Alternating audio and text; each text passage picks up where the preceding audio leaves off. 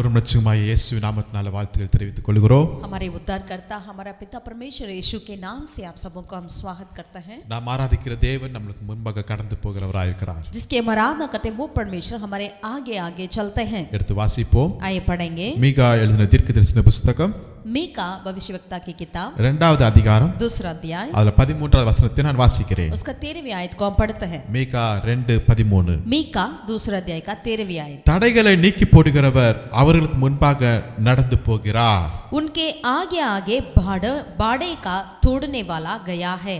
அவர் தடைகளை நீக்கி வாசலால் உட்பிரவேசித்து கடந்து போவார்கள்.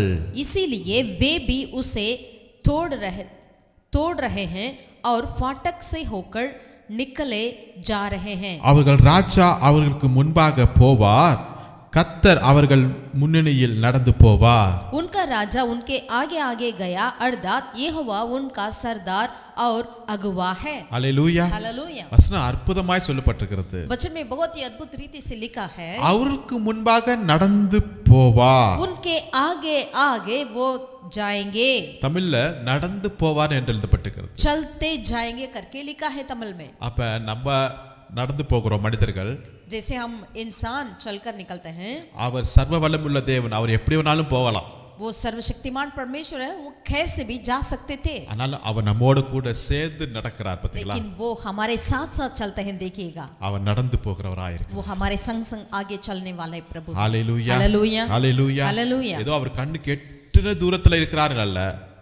ऐसा नहीं कि उनके आगे जितना दूर वो देख सके उतनी दूर पे लोग हैं ஜஸ்ட் करके. நமக்கு முன்பாக நடந்து போகிறார். लेकिन वो हमारे सिर्फ आगे आगे वो चलते हैं. அவர் எதுக்கு நமக்கு முன்பாக போகிறார் क्यों என்றால் हमारे आगे चलते हैं? தடைகளை நீக்கி போடும்படியாய். बाड़े को तोड़ने के लिए. ஆமென். आमीन. நம்முடைய ஒவ்வொரு பிரயாணத்திலும் பல தடைகளை நாம் பார்த்துட்டு இருக்கிறோம். हम अपनी हर एक यात्रा में कई ऐसे बाड़ों को रुकावटों को देखते हैं. அந்த தடைகளை நீக்க நம்மளால முடியாது தான். जरूर उस रुकावटों को बाड़े को तोड़ने के लिए हमसे नहीं हो पाता है. அதனால தான் கர்த்தர் நம்மளுக்கு முன்பாக கடந்து போய் इसलिए वो परमेश्वर हमारे आगे आगे चलते हैं. தடைகளை எல்லாம் நீக்குகிறார். सारे बाड़े को तोड़ डालते हैं. வழியை சீர்படுத்துகிறார். हमारी रास्ता को ठीक करते हैं. ஒரு விஐபி வருவதற்கு முன்பாக அதுக்கு முன்பாக பல மக்கள் போய் அந்த வழியெல்லாம் செம்மையாக்குவாங்க. பாத்தீங்களா? मानिएगा यदि कोई वीआईपी जा रहे हैं उस रास्ता पे तो क्या हो जाता है, कई लोग उनसे पहले आगे जाकर सारे रास्ता को ठीक ठीक कर देते हैं. इसी तरह அதே போல கர்த்தர் நம்ம ஒரு விஐபி ஆய் வைத்திருக்கிறார். यानी परमेश्वर हमको ऐसा वीआईपी के समान रखे हैं. ஆமென். आमीन. அவர் நம்மளுக்கு முன்பாக போகிறார். वो हमारे आगे चलते हैं. ஹalleluya. हालेलुया. எதற்காக போகிறார்? किस लिए? நம்முடைய எல்லா தடைகளை நீக்கும்படியாக. सारे रुकावटों को बाड़े को तोड़ने के लिए. தடைகள் இல்லாத மனிதன் யாருமே இல்ல இல்லையா? कोई भी ऐसा व्यक्ति नहीं है ना जो कह सके मेरे लिए कोई रुकावट नहीं आता करके. இந்த தடை நம்முடைய பிரயாணத்திற்கு தடையா இருக்கிறது. ये रुकावटें जो है हमारी यात्रा में एक बाड़े हो जाता है. ஒருவேளை அது சில தலைவலியா இருக்கலாம். कई लोगों के लिए वो सिर दर्द लगता क्यों ना हो. ஒரு தொல்லையா இருக்கலாம். कई लोगों के लिए परेशानी क्यों ना हो. ஏதோ ஒரு பலவீனமா இருக்கலாம். कुछ बलहीनताएं क्यों ना हो. அது நம்மளை வளர விடாதபடி தடை பண்ணலாம். वो हम बढ़े ना ऐसा हमें रोकने वाली चीज क्यों ना हो. ஆனா ஒண்ணே ஒன்னு தெரிஞ்சுக்கொள்ளுங்க. लेकिन एक बात को आप जानिए, நம்மளுக்கு முன்பாக கடந்து போகிற தேவன் हमारे आगे आगे जो चलते हैं நம்முடைய தடைகள் எல்லாம் நமக்கு ஆசீர்வாதமாய் மாற்றி கொண்டிருக்கிறவராய் वो இருக்கிறார். ऐसा परमेश्वर है, हमारे सारे रुकावटों को आशीष में बदलने वाला परमेश्वर है. இத்தனை நாட்கள் நீங்கள் எதெல்லாம் தடை என்று நினைத்தீர்களோ आज के दिन तक आप जो कार्य को सोच रहे थे ये तो मेरे जीवन के लिए बहुत बड़ा एक रुकावट है करके, பட் அதையெல்லாம் தேவன் நமக்கு ஒரு பெரிய ஆசீர்வாதமாக மாற்ற போகிறார். लेकिन उन कार्य को ही मेरा परमेश्वर हमारे लिए आशीष का कारण बना देंगे. ஆமென். आमीन. எடுத்து வாசிப்போம். आइए पढ़ेंगे லூக்கா எழுதின சுவிசேஷம் 10வது அதிகாரத்துல लूका उसका 10वीं अध्याय का और हम पलटें. இயேசு கிறிஸ்து அங்க ஒரு உவமையை சொல்லுகிறார். यहाँ पर यीशु मसीह एक दृष्टांत को बताते हैं. ஒரு மனுஷன், एक व्यक्ति जो है, லூக்கா எழுதின சுவிசேஷம் 10வது அதிகாரத்தை எடுத்துக்கொள்ளுங்க. लूका 10वीं अध्याय का और हम पलटें.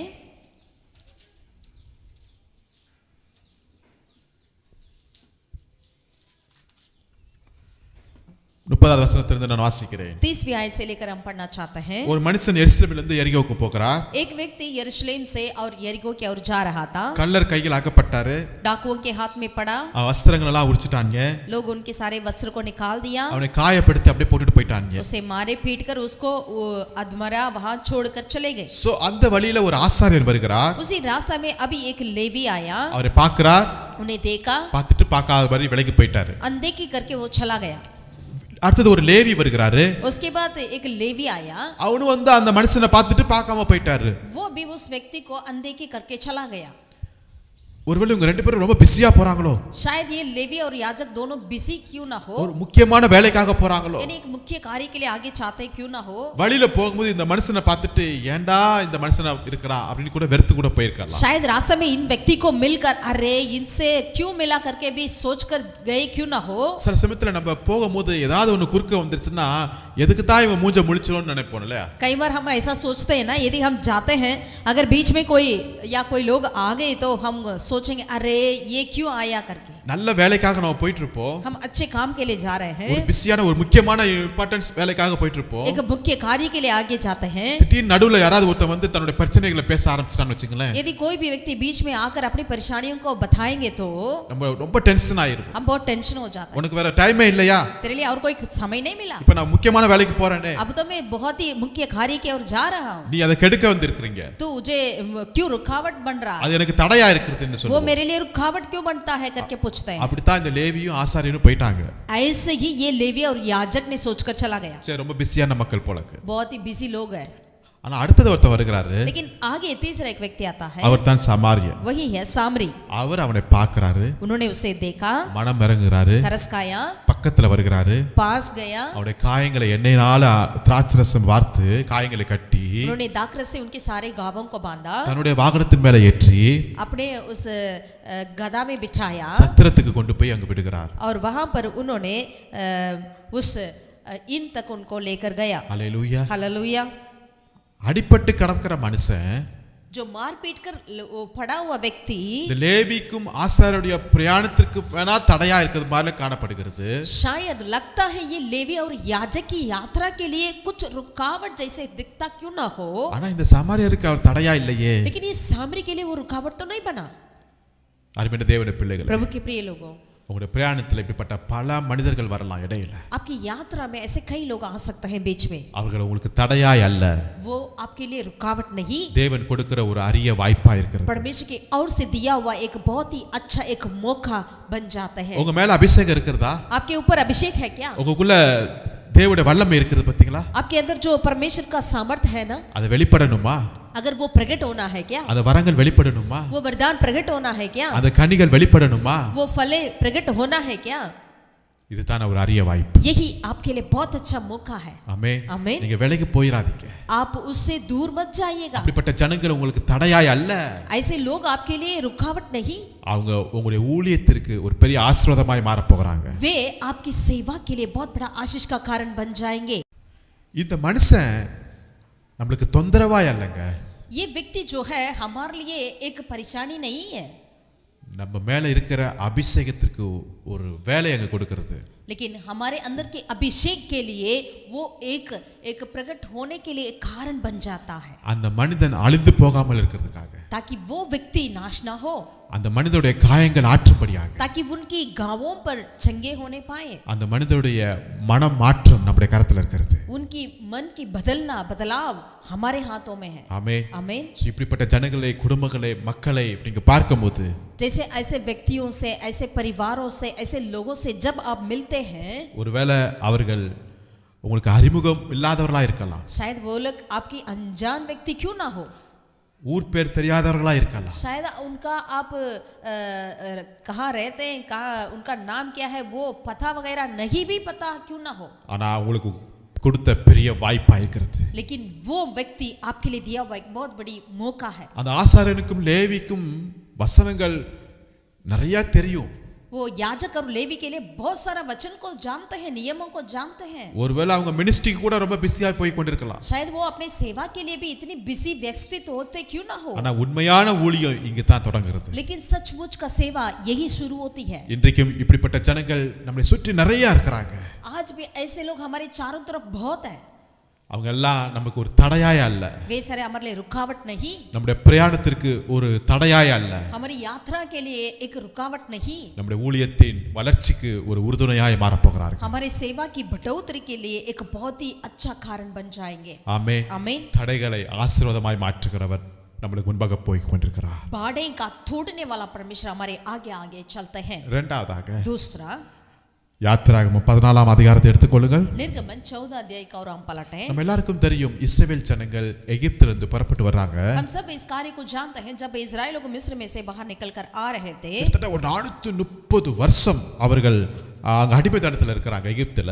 यानी मिस्र में वो 430 वर्ष तक उसने गुलामी में दासौत में रहते थे. இப்போ அங்க இருந்து புறப்பட்டு வரும்போது ஒரு பெரிய எதிர்பார்ப்போடு புறப்பட்டு வந்துட்டு இருக்காங்க. जब वहां से निकलकर आ रहे हैं, उनके लिए बहुत ही बड़ा एक आशा थी, इच्छा थी. கானானை சுதந்தரிக்க போகிறோம். कनान की ओर हम प्रवेश करने वाले हैं. வாக்குத்தத்தம் பண்ணப்பட்ட தேசத்தை சுதந்தரிக்க जो போகிறோம். वायदा किया हुआ देश की ओर हम जाने वाले हैं. பாலும் தேனும் ஓடுகிற தேசம். दूध और मधु बहने वाले देश है. அவர்கள் புறப்பட்டு பயங்கரமா சந்தோஷத்தோடு புறப்பட்டு வந்துட்டு இருக்காங்க. वो बहुत ही हर्ष से निकलकर वो आ रहे थे बाहर. ஆனா ஒரு இடத்துக்கு வந்த பிறகு लेकिन जब वो एक जगह पर आए थे, அங்க முன்னாடி அங்க செங்கடல் இருக்கிறது. वहां पर देखा है आगे तो उनके लिए लाल समुद्र पड़ा. பயங்கரமான அலைகள் எழும்பிக் கொண்டிருக்கிறது. लहरें इतनी ज्यादा उठ रही है वहां पर. பின்னாடி பார்க்கும்போது பார்வோனும் ரதங்களும் தொடர்ந்து வந்துட்டு இருக்காங்க. यदि पीछे देखें तो फिरौन और उसकी सेना आ रही है. முன்னாடியும் போக முடியல, பின்னாடியும் போக முடியல. आगे भी नहीं जा पा रहे, पीछे भी नहीं जा पा रहे. முன்னாடி போனாலும் மரணம், பின்னாடி போனாலும் மரணம். यदि आगे जाए मृत्यु या पीछे जाए तो भी मृत्यु. ஜனங்கள் எல்லாம் முறுமுறுக்கறாங்க. सारे लोग कुड़कुड़ाने लगे. மோசேயை பார்த்து திட்டுறாங்க. मूसा की और डांटने लगे. அங்க எகிப்துல கல்லர் குகை இல்லாம எங்களை கூட்டி வந்திருக்கீங்கன்னு கேக்குறாங்க. मिस्र में क्या कोई कब्रिस्तान नहीं करके आप यहाँ पर हमें ले आए करके पूछने लगे. ஆனா நம்முடைய தேவன் நல்ல தேவன். हमारा प्रभु महान है. இவர்களுக்கு முன்பாக கர்த்தர் கடந்து போயிருக்கிறார். इनके आगे आगे परमेश्वर जा रहे थे வழிகளை சீர்படுத்தும்படியாக. ताकि रास्ताओं को ठीक करें. ஆமென். आमीन. எதற்கு இப்படிப்பட்ட செங்கடலை கர்த்தர் அனுமதித்தா? क्यों इस तरह की लाल समुद्र को प्रभु ने अनुमति दिया? ஒருவேளை நம்ம வர்றதுக்கு முன்னாடியே செங்கடல் எல்லாம் பிரிந்து கரெக்டா இருக்கும்போது அழகா போய் கொண்டிருக்கலாமே. यदि हम आने से पहले ही परमेश्वर लाल समुद्र को दो भाग कर अगर तैयार रखते होंगे तो हम जरूर उसके और चलकर निकलते होंगे. நம்ம வரும்போது தடைகள் எல்லாம் ஒன்றுமில்லாமல் இருந்தா போயிருக்கலாமே நினைப்போம். हम सोचेंगे कि हम आने से पहले ही सारी रुकावटें ठीक ठीक बिल्कुल सही रहता, हम बिल्कुल आगे बढ़ते जाएंगे ना. இது ஒரு என்னுடைய பிரயாணத்துக்கு தடையா இருக்கா? ये मेरी यात्रा के लिए एक रुकावट है क्या? இது டிலே பண்ணி கொண்டிருக்கிறதா? मेरी यात्रा को वो देरी कर रही है क्या? இல்லவே இல்லை. ऐसा नहीं है. ஆமென். आमीन. இது தடை அல்ல. ये रुकावट नहीं है. இது ஒரு புதிய வழியை சரித்திரத்துல கர்த்தர் ஏற்படுத்துகிறார். इतिहास में ही एक नई रास्ता को खोलने वाली बात है. ஆமென். आमीन. ஹalleluya. हालेलुया. நாம் சும்மா நின்று வேடிக்கை பார்க்க போகிறோம். हम बस चुपचाप रहकर उसे देखेंगे இஸ்ரவேலின் தேவன் எவ்வளவு பெரிய தேவன் என்பதை பார்க்க போகிறோம். ताकि इस्राएल का परमेश्वर कितना महान करके हम देखेंगे. அவங்க சொன்னாங்கல எகிப்துல கல்லறை இடம் இல்லன்னு கேட்டாங்க பாத்தீங்களா? उन्होंने पूछे थे ना, क्या हमारे लिए मिस्र में कोई कब्रिस्तान नहीं, इसीलिए आपने यहाँ पर लाया है करके. ஆமா, அந்த எகிப்துல இருக்கிற ராஜாவுக்கும் அதோட சேனைகளுக்கும் இது கல்லர் குகையாய் மாறினுச்சு. जरूर वैसे ही मिस्र के राजाओं के लिए और उनकी सेनाओं के लिए जरूर ये एक कब्रिस्तान बन चुका था. கர்த்தர் செங்கடலை பிளந்தார். यहाँ पर परमेश्वर ने लाल समुद्र को खोला है. ஆமென். आमीन. ஒருவேளை செங்கடல் பிளக்கிறது ஒரு லேட்டா பிறக்கிறது மாதிரி காணப்படலாம். शायद हमें लगता है कि लाल समुद्र को इतने देरी क्यों किया प्रभु भागने के लिए करके. ஆனா என்ன அற்புதம்னா அது செங்கடல் க்ளோஸ் ஆனுச்சு பாத்தீங்களா? அதுதான் கரெக்டான சமயத்துல க்ளோஸ் ஆனும். लेकिन जो अद्भुत ये है कि जब लाल समुद्र फिर वापस आ गया था, पानी सब मिल गया था, वो बिल्कुल सही समय पर हुआ है. वही बड़ी अद्भुत है. அந்த தடை எனக்கு ஒரு புதிய வழியை உண்டாக்கினது. वहां पर एक वो रुकावटें मेरे लिए एक रास्ता बना नया. அந்த செங்கடல் இயற்கைக்கு அப்பாற்பட்ட அதிசயத்தை எனக்கு செய்து காட்டினது. प्रभु परमेश्वर नेचर से अपार एक असाधारण अद्भुत को प्रभु ने मेरे लिए वहां पर लाल समुद्र में किया है. அந்த செங்கடல் மூலமாக இந்த சைடுல இருந்து மற்ற அடுத்த பக்கத்துக்கு போறதுக்கு கர்த்தர் எனக்கு உதவி செய்தார். लाल समुद्र में उसके द्वारा परमेश्वर एक तरफ से पार कर दूसरे किनारा तक पहुंचने के लिए परमेश्वर ने मदद किया. ரெண்டு பக்கமும் தண்ணீர்கள் மதிலை போல எனக்கு பெரிய ஒரு பாதுகாப்பா நின்று கொண்டிருக்கிறது. मैंने दोनों तरफ पानी जो है मेरे लिए बहुत बड़ा एक रक्षक कर खड़ा है. ஆமென். आमीन. ஆனா அதே செங்கடல் लेकिन वही लाल समुद्र எகிப்திற்கு ஒரு பெரிய தடையாய் மாறினது. मिस्र के लिए बहुत बड़ा रुकावट बनी है. எனக்கு ஆசீர்வாதமாய் மாறினது. मेरे लिए आशीष का कारण बना वो लाल समुद्र. அவர்களுக்கு ஒரு கல்லறை, ஒரு மரணமாய் மாறினது. लेकिन मिस्र के लिए वो एक कब्रिस्तान बन चुका था. ஹalleluya. हालेलुया. ஹalleluya. हालेलुया. சோ செங்கடல் எனக்கு தடை அல்ல. यानी लाल समुद्र मेरे लिए रुकावट नहीं, எனக்கு ஒரு புதிய வழியை உண்டு பண்ணுகிறது. मेरे लिए एक नई रास्ता को खोला है. எந்த செங்கடல் அலைகள் எழும்பி காற்று வீசி மிகுந்த ஒரு சீறி பாய்ந்து கொண்டிருந்ததோ, जो लाल समुद्र हवाओं से लहरों से बहुत ही बड़ा एक प्रचंड को बना रहा था, அதே செங்கடல் எனக்கு ரொம்ப அமைதலாய் சைலண்டா திறந்து வழியை காட்டி நீங்க கடந்து போங்கள் என்று நம்மை வரவேற்றதாய் காணப்படுகிறது. वही लाल समुद्र मेरे लिए एक रास्ता खोलकर बिल्कुल चुपचाप शांत से मेरे लिए रास्ता दिखाने वाला बन गया था. என்னை வரவேற்ற அதே செங்கடல் 14ஆம் அதிகாரத்துல 28ஆம் வசனத்துல நம்ம வாசிக்க முடியுது. जो लाल समुद्र ने मुझे स्वागत किया, वही लाल समुद्र 14 अध्याय निर्गमन का 28वीं आयत में हम देख सकते हैं. ஜலம் திரும்பி வந்து ரதங்களையும் குதிரை வீரரையும் அவர்கள் பின்னாக சமுத்திரத்தில் பிரவேசித்திருந்த பார்வோடைய இராணுவம் அனைத்தையும் மூடிக்கொண்டது, அவர்கள் ஒருவனாகிலும் தப்பவில்லை. और जल के पलटने से जितने रथ और सवार इजरायलियों के पीछे समुद्र में आए थे वे सब वरन फिरौन की सारी सेना उसमें डूब गई और उसमें से एक भी न बचा. ஆமென். आमीन. இஸ்ரவேலின் தேவனே தேவன் என்பதை எகிப்தியர் அறிந்து கொண்டார்கள். इजराइल का परमेश्वर की परमेश्वर करके मिस्र लोग ने जान लिया था. இன்றைக்கு பார்க்கிற எகிப்தியரை நீ ஒரு காலம் பார்க்க மாட்டாய் என்கிற வார்த்தையை கர்த்தர் அங்கு உறுதிப்படுத்துகிறார். आज जो दो मिस्र को देखता है वो कभी नहीं देखोगे करके परमेश्वर का वचन वहां पर पूरा हुआ है. ஆமென். आमीन. அது எனக்கு தடை அல்ல, எனக்கு ஆசீர்வாதமாய் மாறினது. वो मेरे लिए रुकावट नहीं वरन मेरे लिए आशीष का कारण बना. மூன்றாவதாக और तीसरा மார்க் எழுதின சுவிசேஷம் मरकुस रचित सुसमाचार 5ஆம் அதிகாரத்தை எடுத்துக்கொள்ளுங்கள். 5वें अध्याय को हम पलटें. அங்க இயேசு கிறிஸ்து வந்து கொண்டே இருக்கிறார். वहां पर प्रभु यीशु मसीह रास्ते पे आ रहे थे.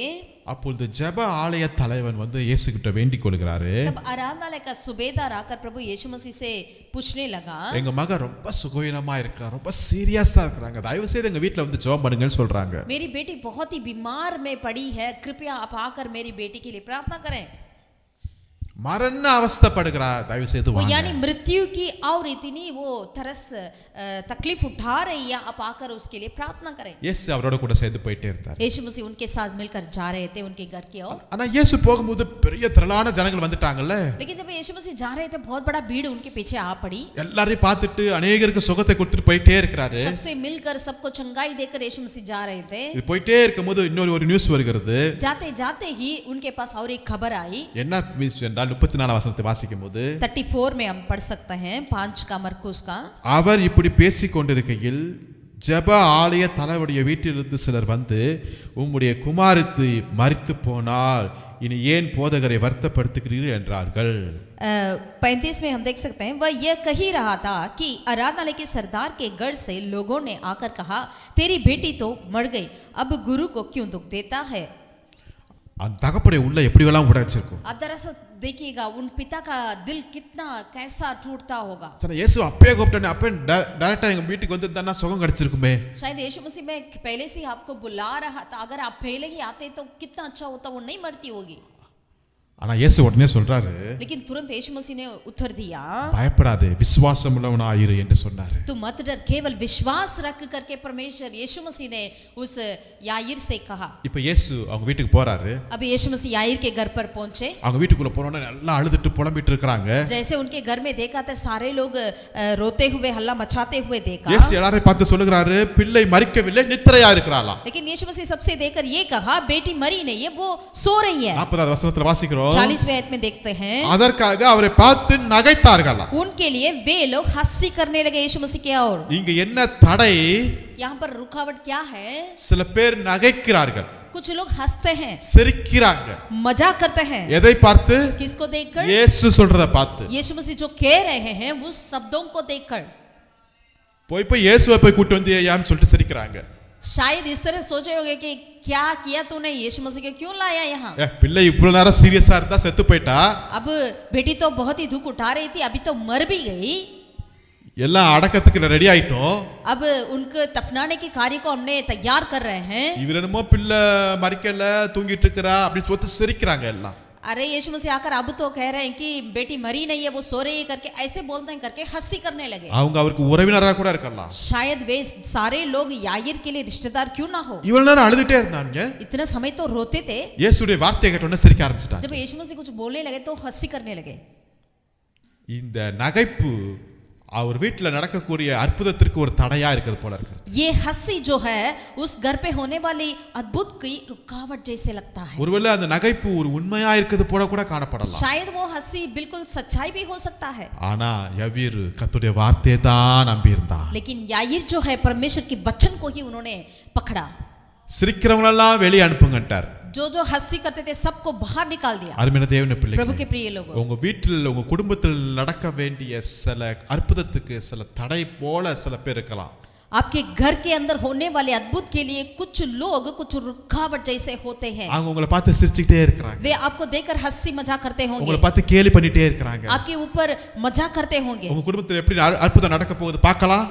हम देखेंगे कैसा तेरे घर पे अद्भुत होगा. உனக்கு எப்படி திருமணம் நடக்க போகுது பார்க்கலாம். तेरे लिए कैसा शादी होगा हम देखेंगे. உனக்கு எப்படி சுகம் கிடைக்க போகுது பார்க்கலாம். हम देखेंगे कैसा तेरी चंगाई होगी. உனக்கு எப்படி விடுதலை கிடைக்க போகுது பார்க்கலாம். हम देखेंगे कैसा तेरी छुटकारा होगा. சில பேர் பார்த்து சிரிச்சிட்டே இருக்காங்க. कुछ लोग देखकर हंसी करते हैं. ஒரே ஒண்ணு நினைச்சுங்க, एक बात को याद करें, அவங்க உங்களுக்கு தடையாய் அல்ல, वे आपके लिए रुकावट नहीं, அவங்க வெளியே போக போறாங்க. वे जल्द बाहर जाएंगे. இயேசு உள்ள வர போகிறார். यीशु मसीह अंदर आएंगे. அற்புதம் நடக்க போகுது. अद्भुत होने वाला है. ஆமென். आमेन. இதுவரை அவங்க வீட்டுக்குள்ளே இருக்காங்க, அவங்க வீட்டுக்குள்ளே இருக்காங்க. அவங்க अब तक आपके घर पे भीतर ही है, भीतर ही है. அந்த அவிசுவாசமான கூட்டத்தை இதுவரை நீங்க புரிந்து கொள்ளாம இருந்தீங்க. उन अविश्वास की झुंड के बारे में आप कभी नहीं समझ पाए थे. ஆனா இயேசுவுடைய வார்த்தை வந்த பிறகு, लेकिन जब यीशु मसीह की आवाज आई, இப்பதான் உங்களுக்கு புரியுது. अब आपको पता चला, அந்த தடை நீங்குகிறது, वो रुकावट खत्म हुआ, வார்த்தை வருகிறது, वचन आया, அற்புதம் நடக்குது, अद्भुत हुआ है. மரித்த பிள்ளை எழும்புகிறார். जो मरा हुआ बेटी उठी है. ஆமென். आमीन. உங்களை பார்த்து अनेक சிரிக்கலாங்க. आपको देखकर कई लोग हंसी कर सकते हैं. அதனால நீங்க சோர்ந்து போயிருப்பீங்க. इसलिए आप निराश में भी होते அதனால होंगे. நீங்க தலை குனிந்து வெட்கப்பட்டு போயிருப்பீங்க. इसलिए आप सर झुकाकर बिल्कुल आप निंदे में होते நான் होंगे. சொல்லுவேன், அவங்க உங்களுக்கு தடையாய் அல்ல.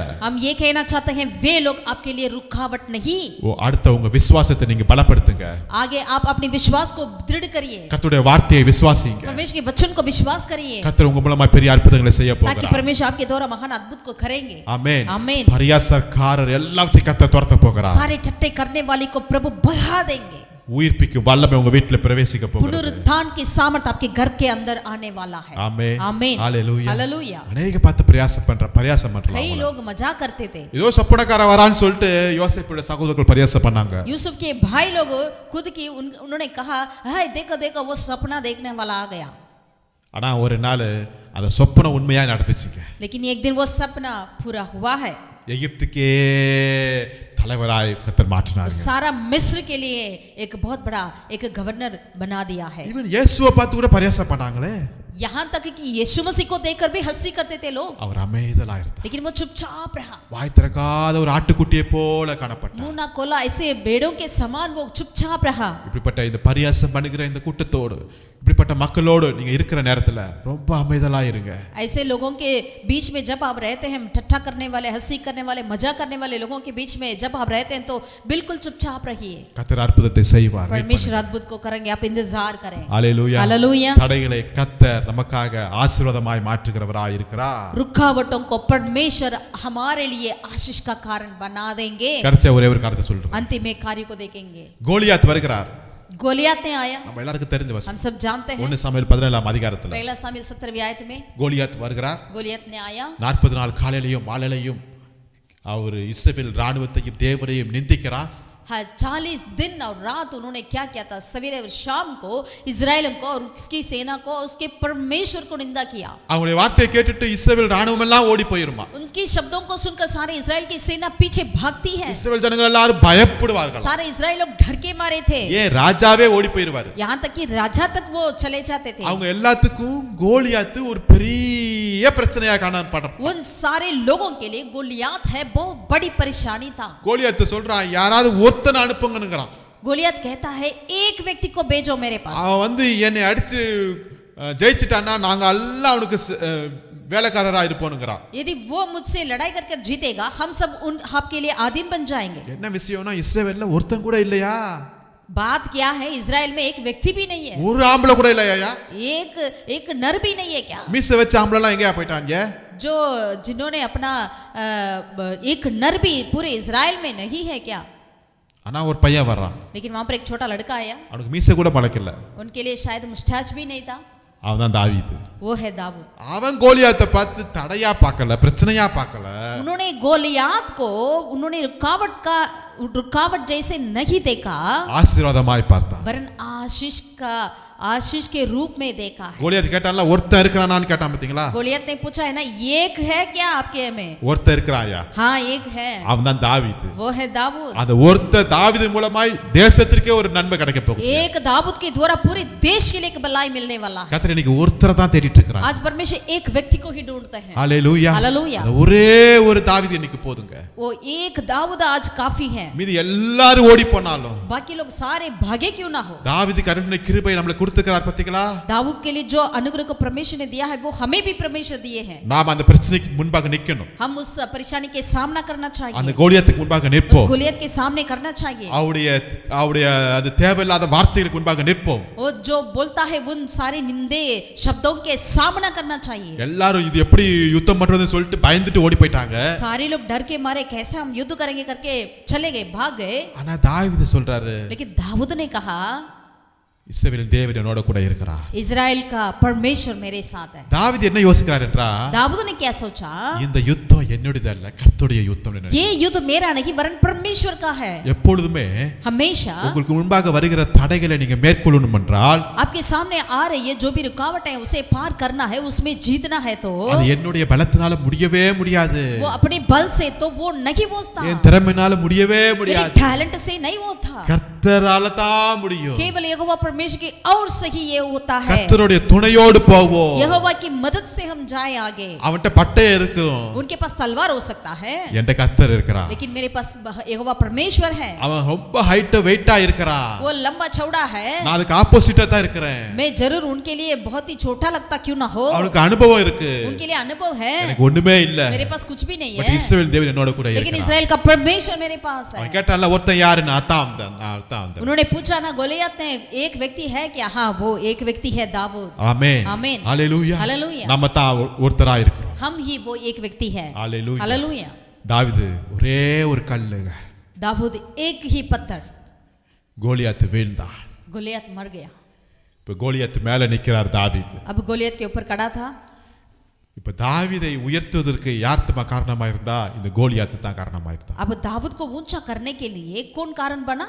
ये गोलियत ही कारण बना। இப்ப கோலியாத் தான் தாவீதுக்கு ஒரு ஸ்டேஜ் மாதிரி ஆயிட்டார், அவர் மேல நிக்கிறார். இப்ப अब गोलियत ही दाऊद के लिए एक स्टेज बन गया। अभी उस गोलियत के ऊपर दाऊद खड़ा है, ஹalleluya. हालेलुया। கோலியாத் என்ன சொன்னா? गोलियत ने क्या कहा? ஒருத்த வந்து நீங்க ஜெயிச்சிட்டீங்கன்னா நாங்க எல்லாரும் உமக்கு வேலைக்காரனா இருப்போம் சொன்னா பாத்தீங்களா? अगर आप एक व्यक्ति आकर मुझसे लड़ाई करके जीतेंगे, हम सब आपके लिए अधीन बन जाएंगे करके उन्होंने कहा। ஒரே ஒரு ஆதாம் பாவத்தினால, एक आदम की पाप के चलते இன்னைக்கு பல பிரச்சனைகள் சாபங்களை நம்ம அனுபவிச்சுட்டு இருக்கிறோமே. आज हम कई परेशानियों को और श्राप को हम अनुभव करते हैं। ஆனா தாவீது குமாரனாகிய இயேசு கிறிஸ்து ஒரே ஒருத்தருடைய இரத்தத்தின் மூலமாய் மரணத்தின் மூலமாய் சாத்தானுடைய தலை நசுக்கப்பட்டுருச்சு. लेकिन जो दाऊद का संतान यीशु मसीह के लहू के द्वारा आज शैतान का सिर कुचला गया है। அவன் என்ன சவால் விட்டான்? उन्होंने क्या सवाल किया था? நீங்க ஒருத்தர் வந்து ஜெயிச்சிட்டீங்கன்னா நாங்க எல்லாம் வேலைக்காரரா இருப்போம் சொன்னா अब பாத்தீங்களா? एक व्यक्ति आकर जीतेंगे तो हम सब तेरा दास बन जाएंगे। இப்ப நல்லா கவனிங்க, अब ध्यान से सुनिए, இயேசு ஜெயிச்சிட்டார். यीशु मसीह ने जीत लिया। இப்ப யார் யாருக்கு வேலைக்காரங்க? अब किस किस के लिए दास है? புரிஞ்சுக்கிட்டீங்களா? अब समझ लिया। பெலிஸ்தியர், கோலியாத், அவருடைய எல்லாமே இப்ப இஸ்ரவேலுக்கு தான் வேலைக்காரங்க. फलिस्ती, गोलियत, उनके सब लोग जो है अब इजराइल के लिए दास बन चुके थे। இப்ப இயேசு கிறிஸ்து சிலுவையில அவருடைய தலையை நசுக்கிட்டார். अब यीशु मसीह क्रूस के द्वारा शैतान का सिर को कुचल डाला है। இப்ப அது தடையாய எனக்கு அல்ல, वो अब रुकावट नहीं, அது எனக்கு ஆசீர்வாதமாய் மாற்றிக் கொண்டிருக்கிறது. वो मेरे लिए आशीष का कारण बना। ஹalleluya, हालेलुया, ஹalleluya. हालेलुया। தடைகளை நீக்கி போடுகிறவர் நம்மளுக்கு முன்பாக கடந்து போயிட்டு இருக்கிறார். भाड़े का तोड़ने वाला हमारे आगे आगे चलते हैं। தடைகள் இல்லாத கிறிஸ்துவ வாழ்க்கை இல்லவே இல்லைங்க. ऐसे बिना रुकावट का मसीह जीवन किसी का नहीं है। ஒவ்வொருத்தருக்கும் ஒவ்வொரு மாதிரி தடை. हर एक व्यक्ति के लिए अलग अलग रुकावट है। பட் நீங்க எப்படி பாக்குறீங்க? लेकिन आप कैसे देखते हैं उस रुकावटों को? உலகத்தார் அதை பார்க்கும்போது தடையா பார்ப்பாங்க. संसार वालों के लिए वो रुकावट दिखता है।